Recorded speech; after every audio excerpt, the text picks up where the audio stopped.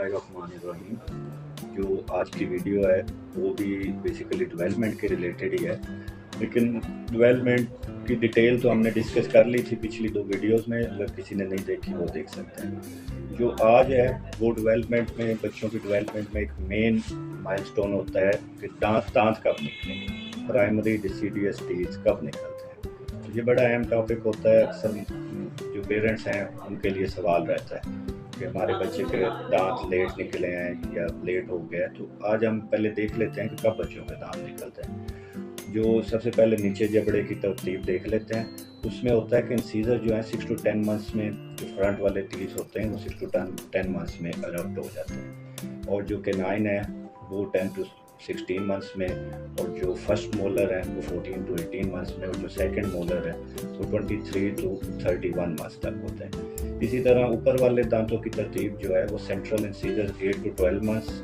और जो lateral incisors होते हैं वो 19 to 13 मंथ्स होते हैं। केनाइंस जो होते हैं 16 to 22 मंथ्स तक, और फर्स्ट मोलर जो है 13 to 17 मंथ तक आ जाते हैं, और जो सेकंड मोलर होता है वो ऊपर वाले जबड़े का वो 25 to 33 मंथ तक आता है। बेसिकली 5 दांत होते हैं हर क्वाड्रेंट में, और 4 क्वाड्रेंट होते हैं, 20 दांत होते हैं बच्चों में, और जो at the age of 3 years ये जो है सेट पूरा हो जाता है।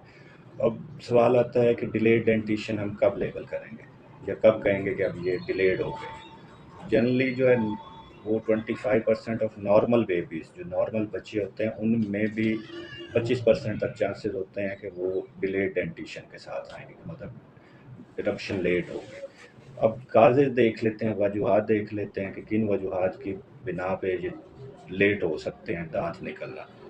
तो जो लेट दांत हैं, दूध वाले दांत लेट होने की वजह जो होती है उसमें सबसे पहले तो फेमिलियल, मतलब कुछ फैमिलीज होती हैं उनमें जेनेटिकली लेट चल रहा होता है कि उनमें दांत लेट निकलते हैं।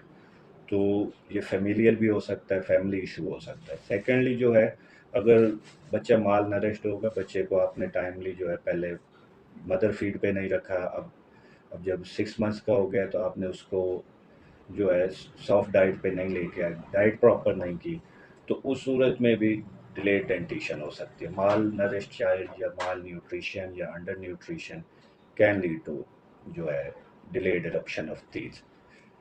थर्ड रीज़न आ जाती है vitamin D deficiency. Vitamin D deficiency basically बड़ा वास्ट टॉपिक है, लेकिन जनरली बात बता देता हूँ कि जो हमारी हड्डियों में विटामिन डी को मजबूत रखने का बहुत बड़ा किरदार है। तो अब जो सन एक्सपोजर होता है बेसिकली ये जो है एक्टिवेट करता है विटामिन डी को एक्टिवेटेड फॉर्म में, और जो आगे जाके लीवर और किडनी से फाइनली जो है एक्टिवेट होता है। तो जो सन एक्सपोजर है, बाद अवत ठंडे इलाके होते हैं वहाँ लोगों को मसला हो, वहाँ पे सन नहीं निकल रहा, धूप नहीं मिल रही, तो फिर भी मसला हो सकता है सर। इसके अलावा जो है न्यूट्रिशन में विटामिन डी ना हो, तो उस सूरत में भी जो है विटामिन डी डेफिशिएंसी हो सकती है। इसी तरह मदर फीड पे जो बच्चे एक्सक्लूसिवली होते हैं उनको फिर साथ में सप्लीमेंटेशन विटामिन डी की देनी पड़ती है। अगर वो नहीं देंगे तो चांसेस हैं कि delayed eruption of primary teeth हो, मतलब दूध वाले दांत की देर से निकलेंगे। इसके अलावा गिलड़ की बीमारी होती है, उसको हम हाइपोथायराइडिज्म, मतलब जो है गिलड़ प्रॉपर काम नहीं कर रहा। इसी तरह एक गदूद होती है जो हमारे दिमाग के नीचे होती है, उसको पिट्यूटरी कहते हैं, अगर वो भी अपना काम कम कर रहा है तो उस सूरत में भी ये जो है डिलेड डेंटिशन हो सकती है।